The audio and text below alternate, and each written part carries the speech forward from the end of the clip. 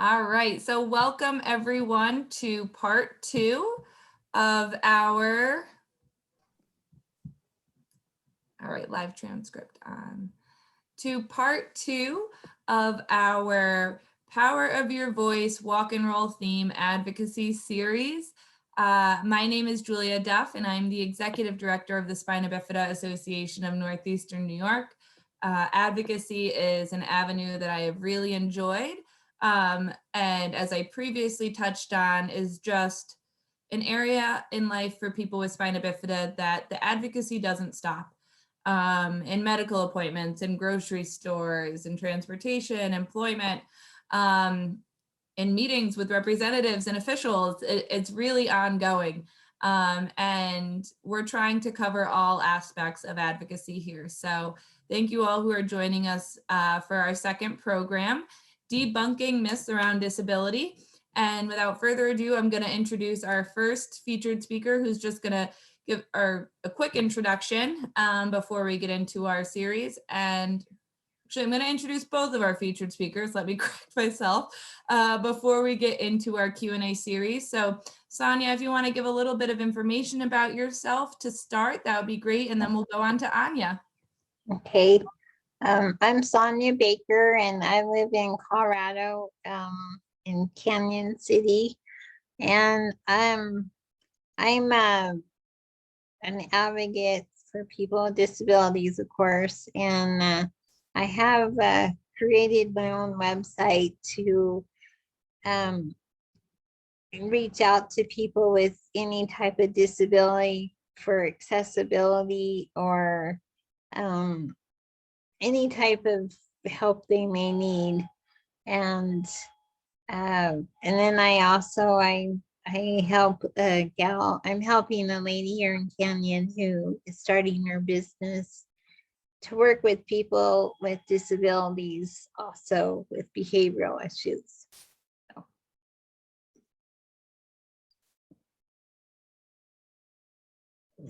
So. Thank you, Sonia. And Anya, if you want to give a little bit of history and background about yourself, that'd be great. Sure. Would you like the short of it now or the You know what? Why don't you give all of it? We can go right into it, actually. Okay, I just didn't want to jump didn't want to jump too far ahead, but I'm happy to. Awesome. So, and if I look to the side, I apologize because I've got some notes with me as well. So, there's no way she's going to make it past 6 months old, and even if she does, she won't ever be able to do anything for herself. She's just going to be a burden on your family and the rest of society. It's not worth it. Just abort her. Hello, my name is Anya Cooley. I am 20 years old and the oldest of 4 girls. A few months before I was born, my parents were given the diagnosis for the life-threatening condition that I was born with 20 years ago. On November 22nd, 2000, I was born at 11 a.m. via C-section with spina bifida, myelomeningocele, as level L5S1, as well as hydrocephalus resulting from Chiari2 malformation. This is undoubtedly a lot of medical terminology and news in general for any first-time parent to have to take in. Despite what any doctor or medical professional told my parents, they never gave up or gave in to any of what they were hearing. Thus, and despite continuing to face disability discrimination head on, especially as a child, and yes, well into my teen and adult years as well. I ran track and field in elementary school. Had I not gotten into an accident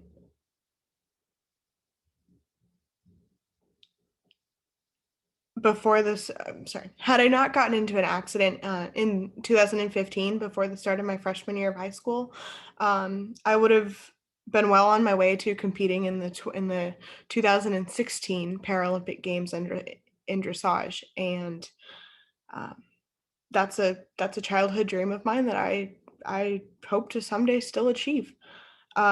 I've also found my place in wheelchair sports, especially through the Special Olympics of Southern California. Knowledge of and access to these programs have made a measurable impact on not only my quality of life, but my family's as well, which is part of why I'm here today. I've had many successes, however, I have faced many challenges, um, such as previously mentioned disability discrimination from a job market perspective in California. We cannot accommodate your needs is something I've often heard, especially as an eager transitioning adult. The roadblock I have and continue to encounter is all or nothing. So either I keep my benefits, stay unemployed, or choose freedom, get a job, and lose the support system that I may still need. This is again where we as a community continue to advocate for support.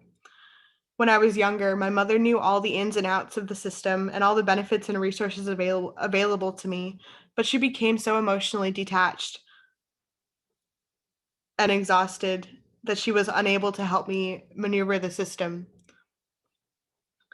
Trying to find a social worker in the early and pre-stages of COVID-19 took an act of mercy on the part of the clerk at the CalFresh office in my county, who risked her job to navigate the labyrinth that is the Department of Social Services, with no map to help me get through the maze at only 19 years of age. And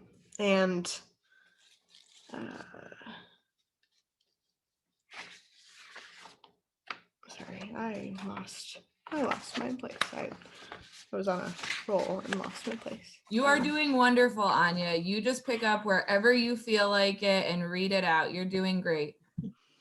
Thank you. I guess my final point, my motto, or my life motto, has and continues to be that I have a story. We all have a story, and it's proven true in my life to it's proven to be very true in my life that that I need to that my story is powerful, and each of our stories are individual and unique and powerful, and so that's why advocacy is such an important part of it's such an important aspect of my life. And Teal on the Hill was my very first ever national advocacy event ever, I might add. And now I serve on the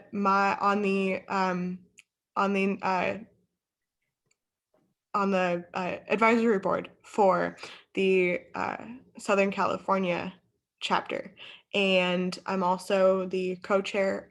I'm also our co-chair for the walk and roll for the national walk and roll for 2021, as well as I'm also on the Young Leaders Committee, and my life has changed because of the Spina Bifida Association. So Anya, thank you.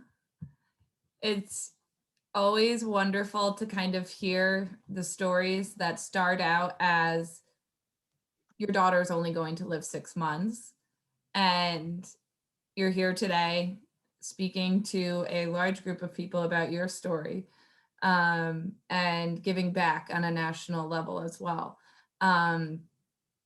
That's not what the doctors told your parents. It's not the messages you may have heard your entire life. So to overcome that those, again, attitudinal barriers, and some just medical misconceptions about what is healthy, have led you to be here today and sharing your story. So thank you very much for doing so. And now, Sonia, if you want to share a little more about yourself, you can share your story, and then we'll get into our Q&A. Okay. Along with what Anya said, about being, an advocate for yourself. One thing too, I've learned, we all face so many challenges in life, and so many people don't think we can overcome those challenges. But I think with, like Anya, with supportive family and lots of great friends, we can overcome any challenge. And that's what's helped me get where I am today with my family. I mean, like Anya, I had doctors tell my parents, I didn't belong in, I would have to be in a group home. I wouldn't be able to do this and that. And I have accomplished a lot over my lifetime.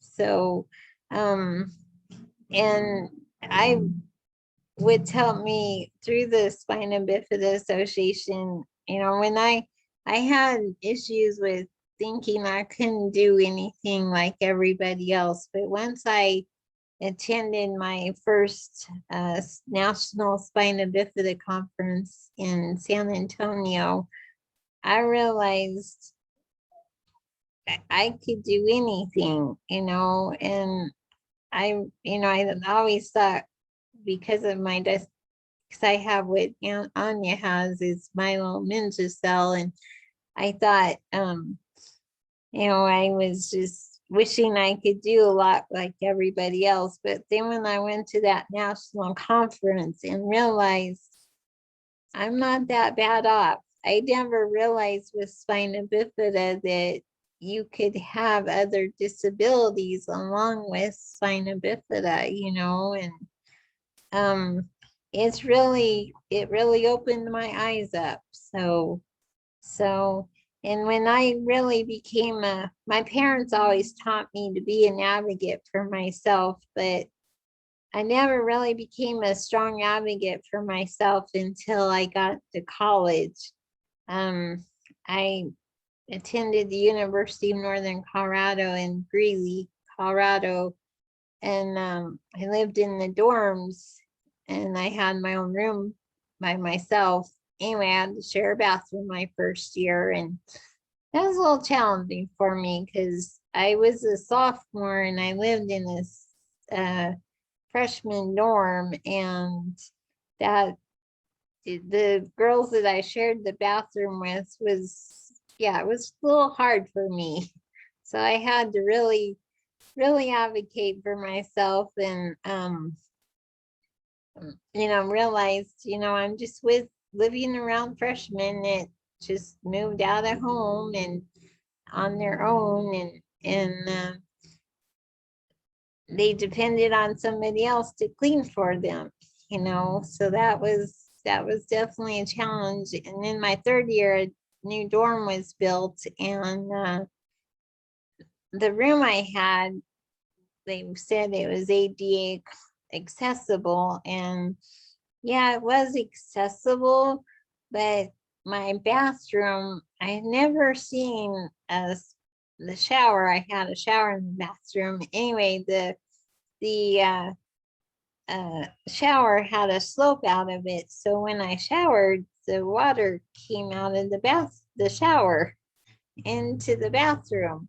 So, and I can really clean it myself, so I just basically had to let it dry up on its own.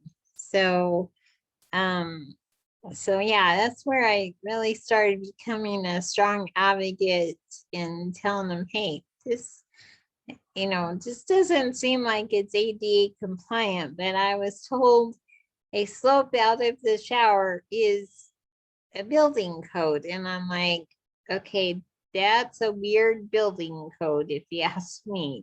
So but, and try to stay on topic here, but what really helped me, my dad is a home builder, a retired home builder. And so he knows all about the ADA stuff.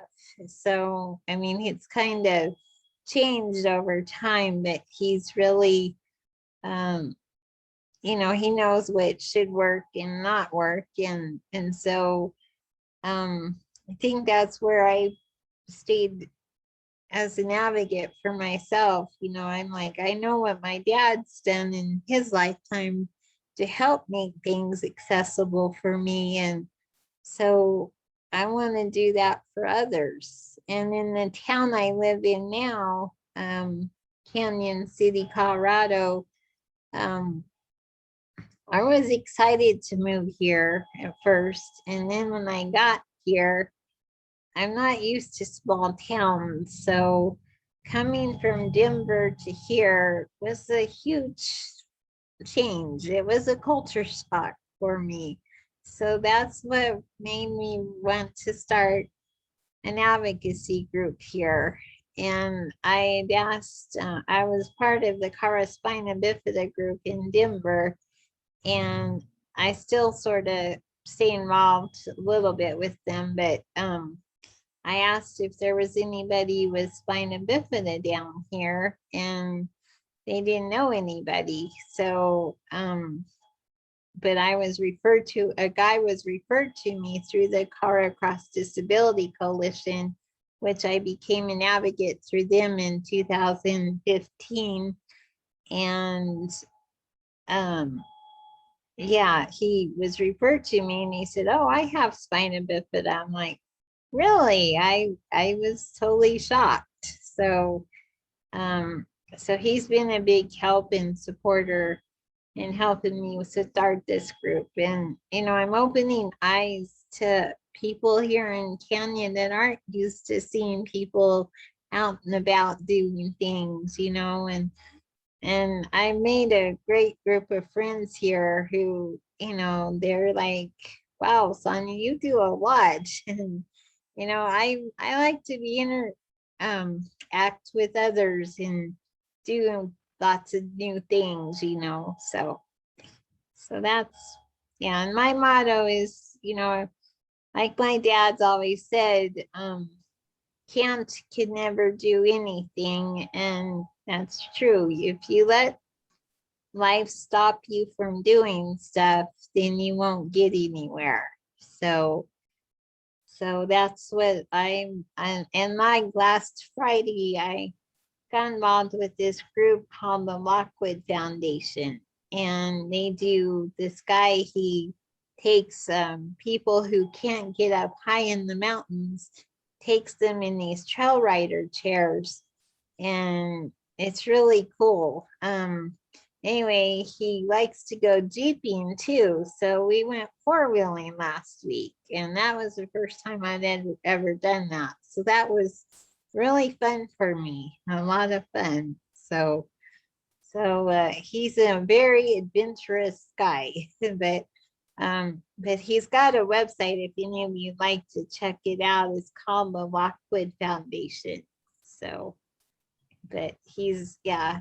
So I'm, since being down here, you know, I've really researched different things, and I have really found that there are things down here. It's just a lot different than what I've been used to. So, but it's opened new doors for me.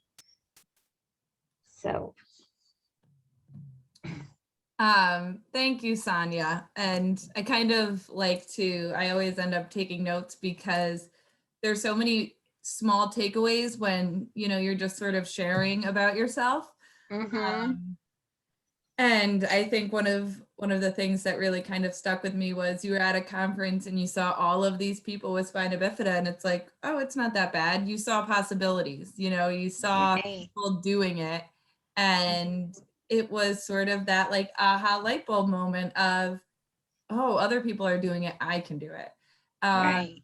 And you touched on, you know, there's no one even in your area right now that you can identify with spina bifida. So if we're talking, you know, we take you back to 10 years old, seeing those possibilities is hard because you don't Right. have role models and leaders to kind of give you that show of the way. So these Right. attitudinal barriers of limitation and what you can't do can be that, you know, main voice that is being interpreted by you. Mm-hmm. But I think another thing that I am impressed by is it didn't stop you from experiencing.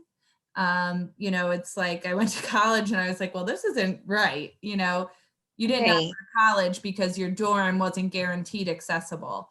You went to college and said, how can I make my dorm accessible? And I think that's a really important takeaway, because having that strength and you know, knowledge to know that this isn't right, I don't deserve this, when you've sort of went, not you specifically, but in general, people with disabilities are looked at as the outliers.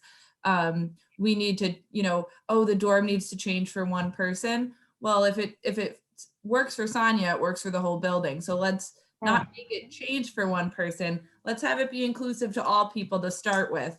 Right. That's sort of the attitude we need to change. But if you don't go to college and point that out, then what change happens? Right. Right. It's not And what fun. helped me through the college, advocating for myself, there was a guy who was a veteran and he was in a wheelchair. And there were two locations on campus, the financial aid office and the library. Their counters were too high. And so you couldn't, see anybody over the counter. And so he made them change those things, the counters, to make them lower for people in wheelchairs, so people would uh, could see the person behind the counter. And so he was a big help to me in that. And then, being in the hospital, I was in the hospital for about a year and 13 because of a pressure sore issue. And I had never been in a rehab before, and I was in there to help me get my strength back and everything. And I felt I was a nursing home rehab that I was in, and I got a little frustrated at the nurses and doctors, or the CNAs I had, because it's like they took forever to get to me. But then I realized when I was in there, it's not the CNAs or nurses' faults. It's it's just that there's so many patients that they have to see that they can't take time for every patient. So you have to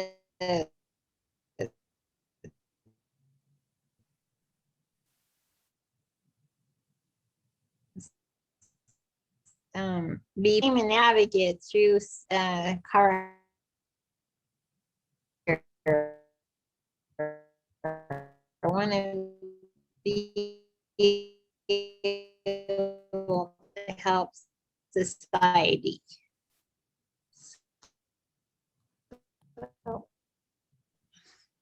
So anyway. I am just going to read this one comment out loud because preach, Donna. Check your skin tonight, everyone. I am sure most, if not all of us, have developed skin breakdown that we never saw coming. We have to stay on top of that. So I'm going to touch on that later because of our June program series that this our chapter is going out with. But it's, again, 100% open to our national audience, free, open to the public. So I will come back to that, but I am glad Donna made that comment. So we've kind of just, allowed you guys for like 5 minutes to kind of share your story. You're just talking about your life, but we've had some really big takeaways already that I've certainly tried to highlight. But I want to know, from you, Anya and Sonia, my favorite two names to say together, why do you think it's important to share your story? Oh, I should. Okay. Do one of you want to go first? Sorry, I didn't. Anya, you I wanna go? I Okay, yeah. I can go. Perfect. I don't mind. I can go because this is something that it's actually come up for me. It's come up newly for me since my involvement. I didn't realize how much of my family and like my immediate family and my friends didn't know me. Didn't know what life for the past 20 years has been.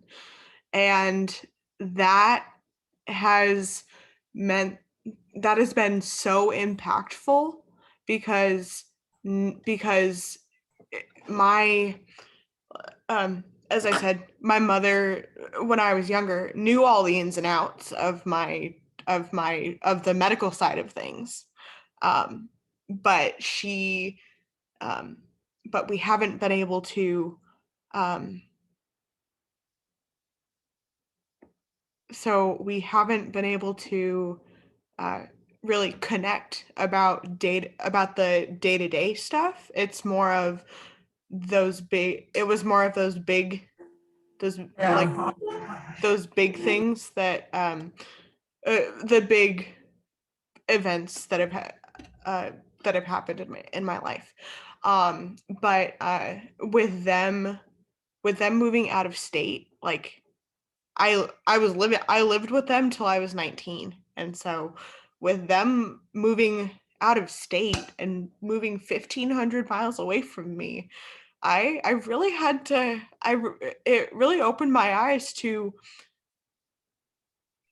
none of my friends know my story, truly know my story. None of my close none of who I thought was closest to me truly knows my story, and that has been incredibly incredibly impactful, um, and encouraging for me to be able to share my story. And that's one of the reasons why I created an advocacy account on on Instagram. Thank you for pointing that out, Julia. Um,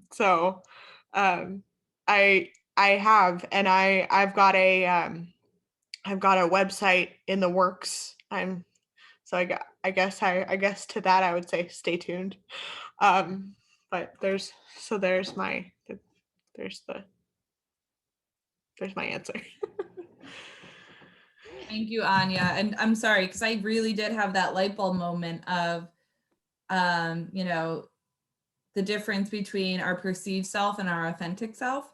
And there's times where we put out a persona. And it's not so much that, oh, I wear different hats on being my professional self and my character, my friend self. It's who am I showing to the world and how are people going to perceive me and what do they know about me? And, you know, to live fully authentically is to allow people to accept you Absolutely, who you are. absolutely, absolutely, and that's one of the reasons why I chose that handle and why that's a theme. Life on the authentic side is actually it's the title of uh, again, I have a ton of things in the works. I am starting a book. I'm starting an autobiography. Um,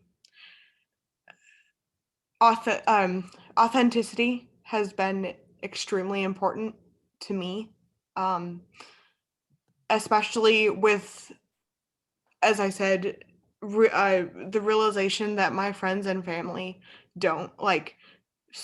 Yes, my family has lived like tons of the the medical endeavors, I guess. Um, so yes, they've lived tons of the medical endeavors, but that unfortunately, um, it it caused it caused that to be the main focus instead of uh, being able to experience life as the rest of the world knows it. Um, and uh, and so that's just it's just really important to me that I that I do live out my authentic self. I do like it's through like one thing I like to or I always go back to is if I don't have honesty, or if we don't have honesty, we have nothing basically. And so being open and honest um and just uniting in our authenticity, and uh, acknowledging that we in a through acknowledging that uh, we all have an authentic stories. We all have authentic stories, authentic to um, our own lives, our own experiences. So Yeah, and I Yeah. kind of touched on another point there, and then I'm gonna, Sonia, pass the mic to you. But Okay. compassion, authenticity is really hard without, or compassion's hard without authenticity. And if we're not being, real and real with others, then it's really hard to kind of put ourselves in other people's shoes. So I think we can get into a rut in general with ourselves, with or without a disability, when it comes down to, um, wanting people to know how we're feeling or be able to support us in the way we need. But if we're not being authentic and portraying that, then it's a little bit hard to get what we need out of this world and out of our support system, because we're trying to cover up our true self. So, Sonia, I'm going to pass the mic to you though. So, yeah. Well, I agree. You need to be very authentic and not just share our story with adults, but we also need to share our stories with little kids, because one of the things I didn't mention, that what I went to school for was to be an educator. I wanted to be an elementary reading tutor or teacher, and things kind of changed there. But I subbed for 9 years in an elementary school where I used to live up in Parker, actually south of Denver. And I asked the principal if it was okay if I go and talk to the kids about my disability. And she's like, sure, that's perfectly fine. And I had a lot of fun doing that, but it was very interesting. I let the kids know, I'm not here to hear your story. I'm here to share my story. But then there were kids that, the little ones, especially the first graders and kindergartners, would always want to tell me their stories. And I'm like, okay, well, that's similar, but a little bit different than what I've dealt with. Um, so I think in order to be an authentic person, you can't let your disability overtake you. You have to show people that, hey, I can do things. I'm not trying to use my disability as a excuse to why I can't do anything. Because if you do, then they think you're not capable of anything, you know. So so you gotta just be able to be authentic. You gotta show them, hey, I can do these a lot of things just differently than you. And like, I have a friend that lives down the hall from me. He's in a wheelchair, and he reason he's in a chair is because he had cancer back in high school. And um he he's kind of naive in the way. I don't try to be nice. I try to be nice about it, but yeah, he's not really been exposed to a whole lot. So when it comes to advocating, because he's also part of our advocacy group, and um he saw things that needed changed here in Canyon, and he thought, oh well, it's okay, I guess I can work around it. And he does. I was like, Chris, you don't have to live with that. You can make those changes. So you have to show others that, yeah, it's possible to do these things. And, you got to be realistic about a lot of stuff. You can't be fake about it. So And that's, that's what I want to do, is I want to be real to people and show them that, yeah, I can do this stuff. I just can't do it in the way you can do it. And that's what I've tried to tell Chris too. You can do things, you just have to do it in a different way. So so being authentic is definitely a, you and I feel like the way you're authentic is by if you can't stand up and walk, that's being authentic, you know, which I can walk, because after I was in the hospital for a year, they asked me what my goal was after I got out, and I said I want to walk again. And it took them, well, it's the rehab I was in. Anyway, it took them a while to figure that out. And well, I ended up back in the hospital again after being seen by an orthopedist and all. And anyway, I've been working on walking since 2013. So with leg braces. And, doctors told me the older I got, the harder it would get for me. But I've proved them wrong. It is a little hard, but it's kept my mobility up and my strength up. And after what I went through in 13, I don't want to go through that again. It was tough, very tough. Being in 3 different rehabs in 1 year, yeah, it was um, very tough for me to do, because so many, I learned as I've gotten older, there's so much lack of communication in hospitals and, between doctors and nurses. And I actually told one of the nurses I had in this rehab that I was all 3 positions. I was the doctor, the nurse, and therapist, because none of them knew what the heck they were doing. So it really frustrated me. So I learned to be a very outspoken person, and that's how you become authentic, is you learn to speak your piece. So, and you're the one that has to deal with all the issues, and so you have to be the one that speaks up and tells them, hey, this isn't right. So you have to be able to speak up and tell them this is what needs done, and you need to follow protocol and all. So yeah. Yeah, I so agree. You have to put in the work towards self-acceptance, and that then kind of helps guide your voice, and also having a network of peers to kind of be your guidepost and be your strength, because it's, I just think about it. People have such a hard time accepting themselves because of the, societal messages. These are enhanced when you live with a disability and receive way more reminders, and misguided messages, sometimes well-intended, but other times, just completely flat out ignorant.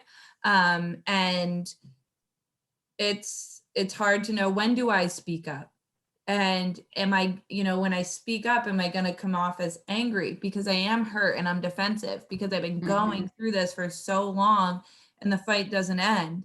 It takes a lot of internal work to kind of come to that place where you can then advocate in a way that's healthy for you and educational for others. It's Right. very important. So I liked that a lot. So our next question, Anya, is what do you wish people knew about living with spina bifida? Someone that may have say you're walking into a representative office, or you're finally kind of opening up to your friends for the first time. What is that one thing you want people to know?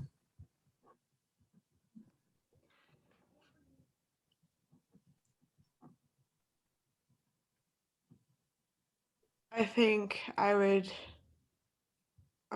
to that, I would just say that, or I would remind them that I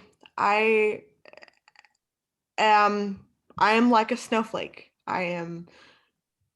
And we are all snowflakes because um, no, no, no one person's case is the same as another. Um, we we are so unique and so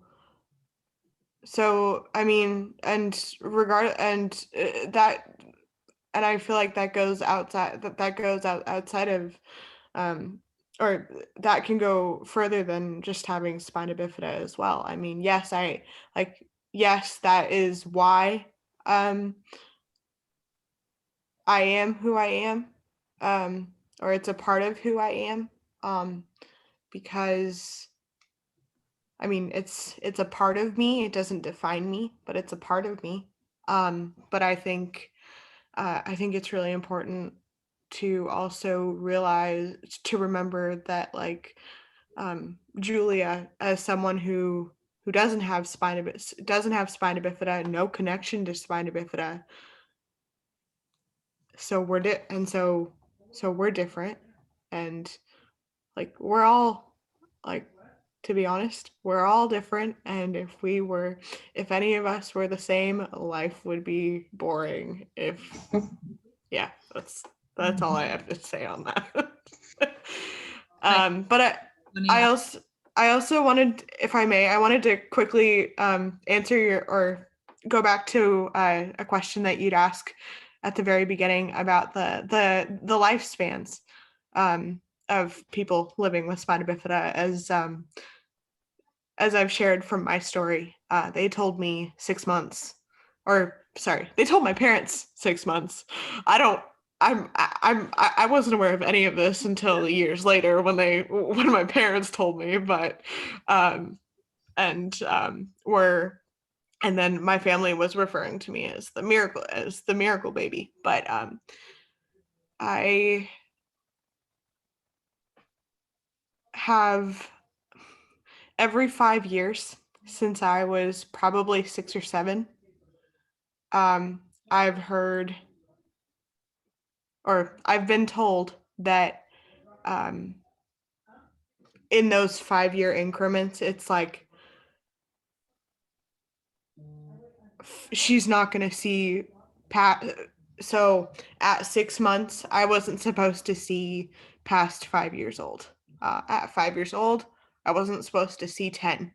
At 10, I wasn't supposed to see 15, and then 15 and 20. And that's been constant for my entire life. And the fact that every day I'm still waking up, I'm uh, still living, breathing, uh, all those good things. I just think that it's daily encouragement for me to um, to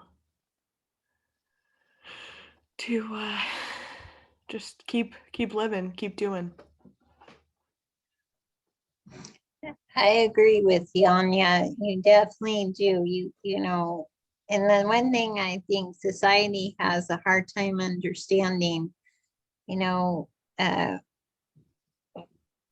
with the kids that are, you know, we need to be mentors for the younger generation because just let the younger generation know, hey, you will make it and you will be able to move forward. Because you know, even people that are in their 70s, like Donna knows, we have a friend here in Colorado who's in her 70s, and yeah, she has her struggles on a daily basis. But she gets out there and works out. And she has a sister who is and 9 years older than her, and she has more problems than Donna, than her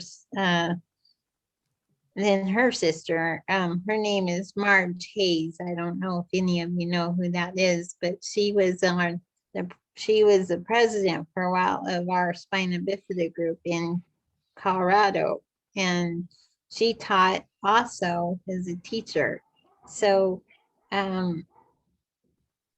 we need to be able to reach out and let people know that we can accomplish anything, and that's, spina bifida can define us, but that is if we only let it. But if we continue to get into more things and share our stories with others, then we won't let it define us. So Thank you guys for continuing, that conversation. I'm sorry I lost internet for a second, but I was just going to say, Anya, I loved your point about the uniqueness of humans. It's something we have a hard time accepting. We have to really group people. And then to Lisa's comment, when you've met one person with spina bifida, you've met one person with spina bifida.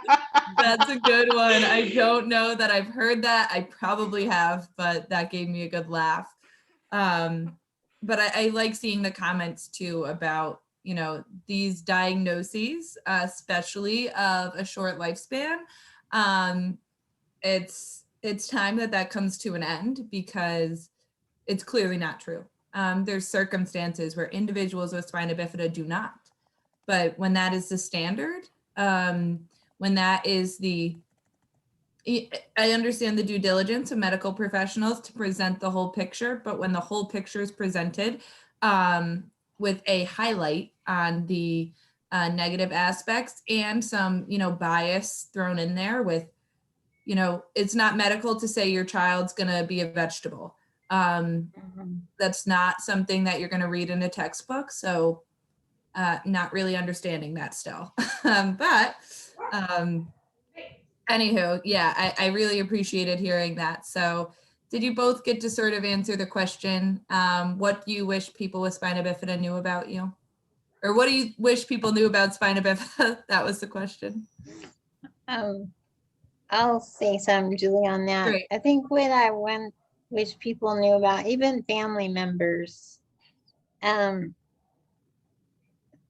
wish that they knew that, that spina bifida is a challenging thing to live with. We all have, as Anya said, we're all different. We all have different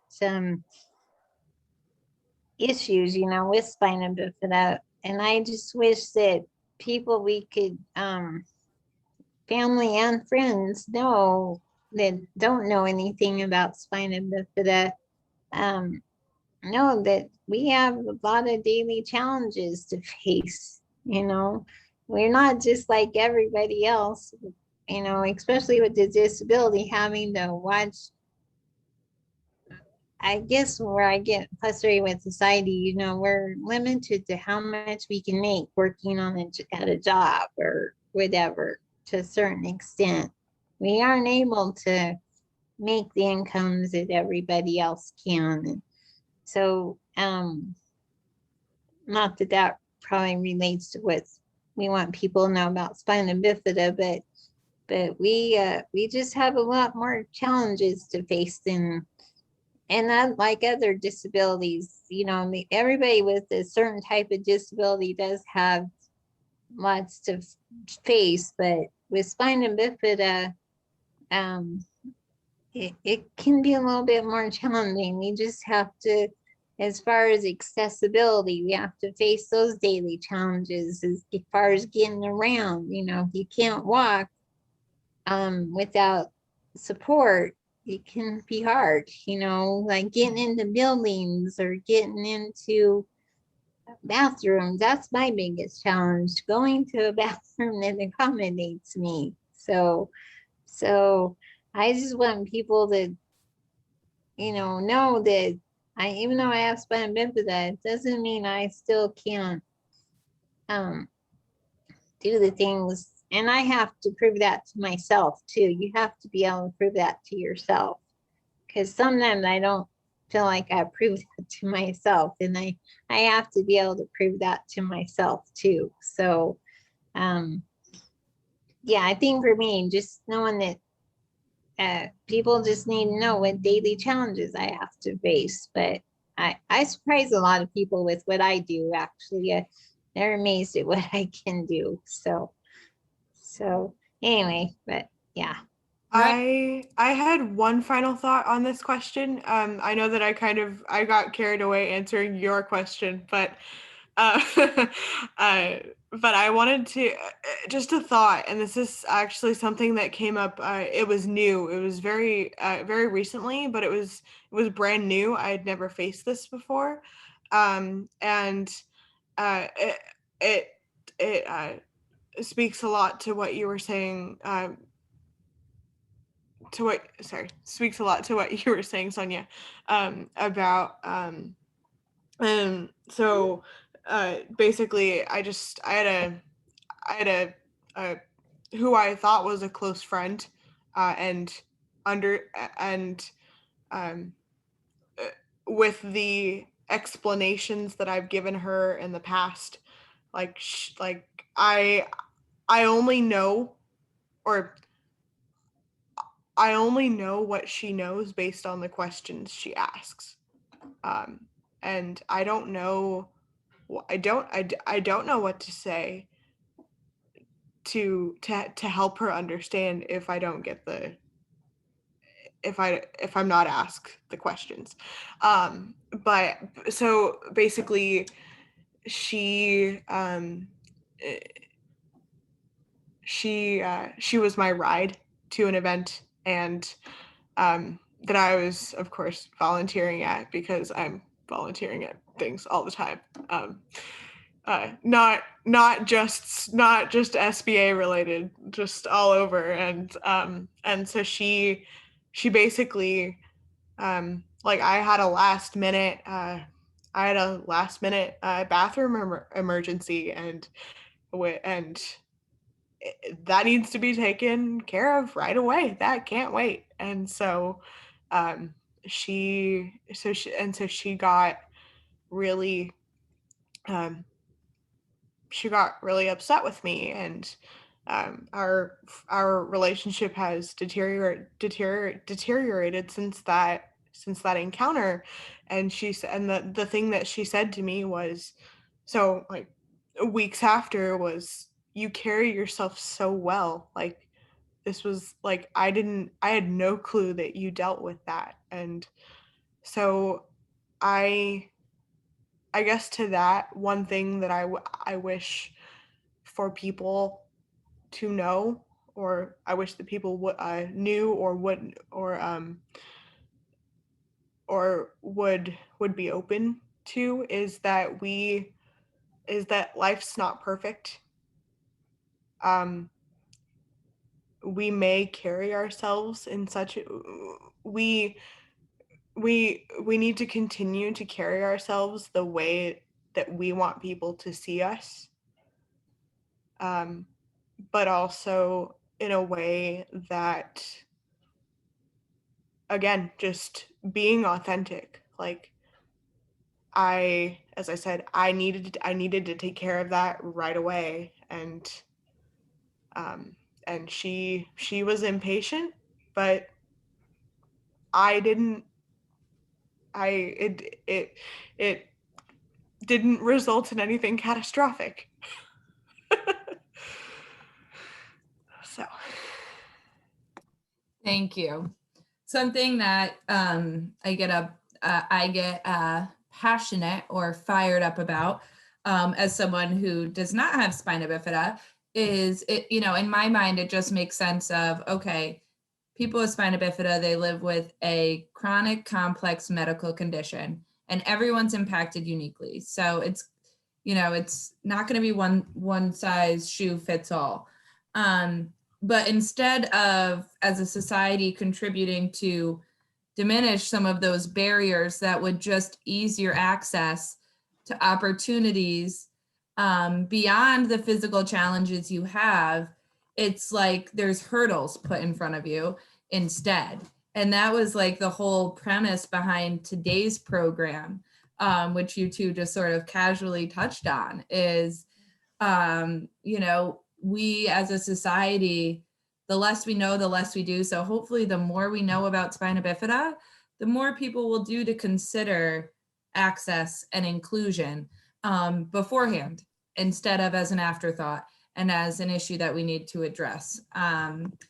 Because, you know, it's just like, you don't see why make it harder, you know? And it's like, it feels very backwards to me as someone not living with spina bifida as a society. And that's what fuels me and motivates me, because it's not right. And you know that in your gut. So. Yeah. And one thing I wasn't going to share this, Julia, but this was just recently told to me. The reason I'm at where I'm at is because of I have a sister 7 years older than me. And anyway, we moved down to Kent. Well, my parents live in Pueblo, 30 miles from me, so they're not far. And then my sister lived in Westcliff, and they just recently moved. But anyway, I just found out recently my brother-in-law thinks I used my disability as a hoax, and that did not set off too well with me. I was like, okay, so why am I in a wheelchair? I'm not displaying it because just to show. I'm displaying it because I can't walk, I can't get up and walk. And yeah, that just did not set off too well with me when I heard that. So I'm like, okay. So now my sister and me used to be pretty close. She, of course, when she graduated way before I got out of school, and we sort of drifted apart as time went on. But I hate to say this, but she really has a bad taste in men, to be honest, especially for somebody. He's never been exposed to people with disabilities as time's gone on that I've seen. And yeah, I just didn't take to that too well. And because he saw things that my sister would do with me, and he's like, oh, there's no way I can do it. I'm like, hey, Robert, where there's a way, there's a will, so yeah. And that's another thing about what you want people that don't know about spina bifida, what you want them to know. You can get through obstacles some way or another, and I've faced a lot of those over time. And you gotta not let those get in your way, that's for sure. So you can't let it stop you from doing new things. So but yeah, I'm not in a wheelchair just for the heck of it. I am in a chair for a reason. But I'm tempted to ask my sister, well, what does he think I'm a hoax for? But I'm gonna not go there with that. I've heard people say that too, and I'm like, well, they were going to use their disability as a hoax. There's other ways where they can make more money by putting on a hoax related to their disability, and it's not going to be for your attention, but family members especially tend to question that. And again, it's just an astounding assumption and stereotype related, a stereotype that's, again, that attitudinal barrier, that stigma that comes back to people with spina bifida. So even if you're proving you can be successful, well, it's, well, how'd you do it? And then if you're not doing something that people expect you should, then, oh, well, you're just blaming it on your disability. No, like a little bit of less assuming, a little more knowledge and experience and exposure. Mm-hmm. Absolutely. And Julia, you touched on something that you touched on something that I've encountered even with my parents, which I wasn't expecting at 18. I was out. I mean, I was still living at home. But I was very independent. I was hardly home. I was was with friends. I was at the top of my college or high school class. I was at the top of my high school class for my senior year. I was doing so well in the quote unquote real world, but I would come home and it was at home that I would have these episodes of not, I don't know, I'm not sure what to say, what to call it, but episodes of not pretty, not great, and they were so confused. They're like, well, you do so well in the real world. Why is it at home that you're all of a sudden not okay? So that's just something that I think uh, I think in my uh, it's been I haven't realized it until probably just now, but uh, but it's been an interesting part of my journey. Yeah, and especially I think with your age, Anya, it's like you're coming into this place where it's, you do have to prove at what everyone does around your age, that you're an independent woman. And at the same time, they're your parents. And they've been there for you forever. So I think it's even hard at times. I remember when I went away to college, and this really doesn't compare, but people like doing laundry, and there's like people who never knew how to do laundry, and mostly because they weren't taught, and it's like their parents just took care of them their whole life.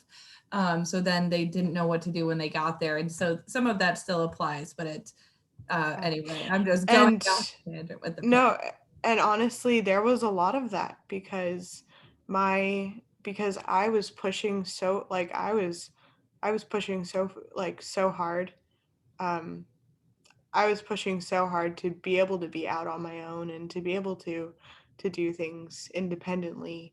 I'm still having to research, and I know that I touched on this, or I was asking about. I was even asking questions last week with Donna about like I still don't know all the hoops to jump through to get a job. I want one, and um, and hearing all the encouragement that I could get one or it was and is really encouraging. Um, but but I but because my parents didn't expect, like, there was some part of them that didn't expect me to get to where I was, so I didn't have that.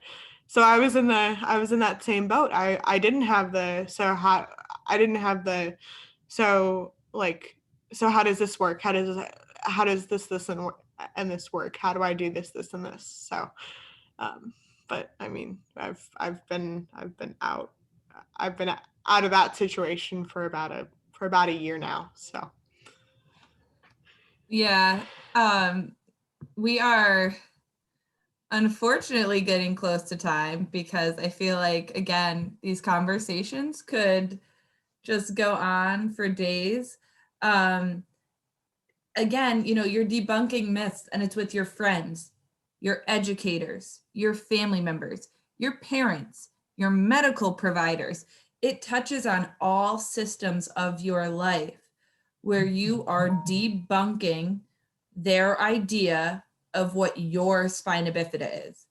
And so you live as these, I think Lindsay said it earlier, and she actually said it so well. I want to quote it, but where was it? Anyone wants to help me out, feel free to jump on in here. Oh, you know what? It's probably gone because I got kicked off. But Lindsay, mentioned that you might sometimes need to outsource in a field, but you remain the expert on your life because you don't have all the training in the world, and you don't need to have all the training on the world, but you are the expert on yourself. And it's that knowledge and drive that kind of pushes people to advocate and make a difference. And I think one of my favorite takeaways from today as well is once you feel that power, I guess, in your voice, then you work to give people power in their voice. It's like the second you sort of I grab, found the oh yeah, I think I found the comment that you were referring to, Julia. awesome. Um, Lindsay shared, you learn that you may not have certain expertise, so you need assistance, but you have the expertise on your own life. Yes, that could be on a board. And we have, is Heather Amen. still here? Because she does those arts and crafts. So we'll see if we can get one for the office next. But